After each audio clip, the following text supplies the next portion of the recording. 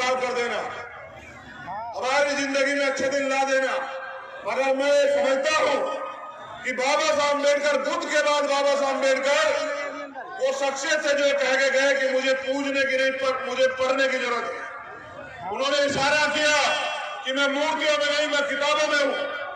आपको किताबों को पढ़ना चाहिए और इस देश की राज सत्ता को कैसे लेना, कैसे हासिल करना है, इसको सोचना चाहिए।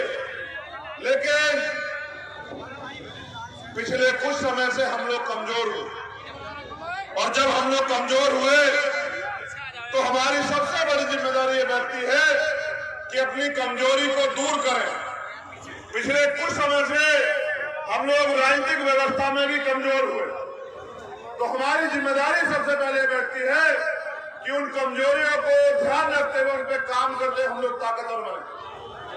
आज आप इतनी बड़ी संख्या में उपस्थित हैं, लेकिन उपस्थित होने से काम नहीं चलेगा।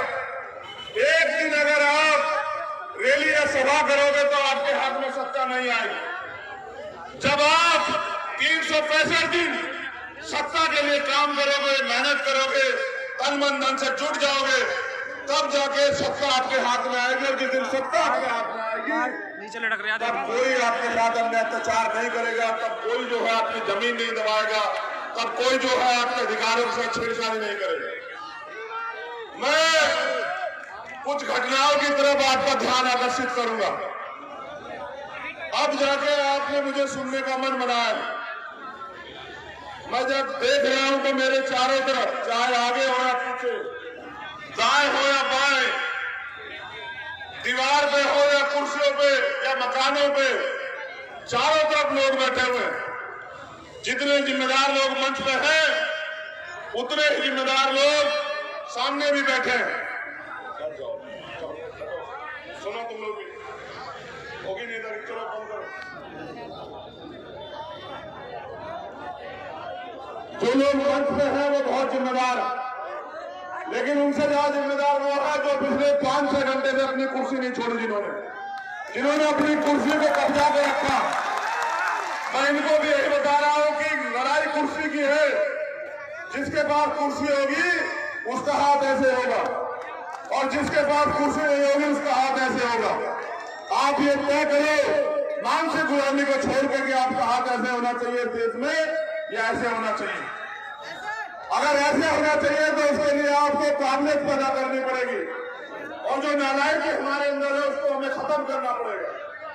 वो नालायकी तब खत्म होगी जब हम 365 दिन अपने राज सत्ता कैसे हमारे हाथ में आए इस पे हम लोग काम करेंगे। इतना अच्छा प्रोग्राम सजा है। आज बारिश भी आपकी परीक्षा ले रही है। लोगों के लिए भीड़ जुटाने के लिए पैसे बांटे जाते हैं, खाना बांटा जाता है, गाड़ियां और तेल के साधन दिए जाते हैं। लेकिन आपका प्यार इतना है कि आप अपने साधन पे और बैठने की जगह नहीं है। मैं खुद चल के आया, पूरे ग्राउंड में पानी भरा हूं, मैं कल से देख रहा हूं। मुरादाबाद ने जो सम्मान दिया है उसको मैं जीवन के अंतिम क्षण तक भूलूंगा नहीं। आपने अपनी जिम्मेदारी अदा की, अब जिम्मेदारी हम लोगों की। कुछ नौजवान साथी जो ज्यादा उत्सुक हैं, उनकी उत्सुकता की वजह से जो माए बहनें यहाँ बैठी हैं, जो बुजुर्ग यहाँ बैठे हैं, वो भी बेचारे ये सोच रहे हैं कि हम भी अपने भाई को देख लें। इसीलिए मैंने सिकंदर बोध जी से कहा कि भाई आप मुझे बुलवा दो, क्योंकि मेरे कैसे लोग बैठेंगे। अभी तो ये किसी और की नहीं मानते हैं, अभी तो ये सिर्फ मेरी मानते हैं। तो आप बैठ गए तो मुझे ऐसा लगा कि अब आपको मुझे बात बतानी है जिससे बैठने के बाद और जिसे सुनने के बाद आपको इस काम को करना जिससे परिवर्तन होगा। जैसे आप यहाँ बैठे हैं इसको अनुशासन कहते हैं, और जिसके लिए खड़े होने को मैं आपको कह रहा हूँ उसको शासन कहते हैं, सत्ता कहते हैं। मैं आपको सिर्फ यही कह रहा हूँ कि बहुमत लोकतंत्र में बहुमत जिनके पास होता है उनका राज होता है, वोट जिनके पास होता है उनका राज होता है। और वोट इस देश के कमजोर तबके के पास, इस देश के बहुजन समाज के पास।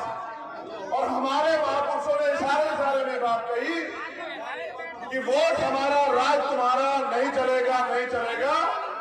और हमने इस बात को सुना भी, लेकिन हमने उतनी देर सुना जितनी देर महापुरुषों ने किया या महापुरुषों ने कहा। महापुरुषों के जाने के बाद हम उनकी बात को भूल जाते हैं, फिर हम नारे लगाते हैं कि आप संघर्ष करो, हम आपके साथ हैं। और मैं ये कह रहा हूं, किसी एक के संघर्ष से हमारी जिंदगी नहीं बदलेगी। यहां बैठे हर एक शख्स को संघर्ष करना पड़ेगा और गांव गांव जाकर बहुजन समाज में भाईचारा पैदा करना पड़ेगा। जाति व्यवस्था के आधार पर तोड़े गए लोगों को भाईचारा स्थापित करके जोड़ना पड़ेगा और उनको बताना पड़ेगा कि आपकी तरक्की के रास्ते इस देश का शासक वर्ग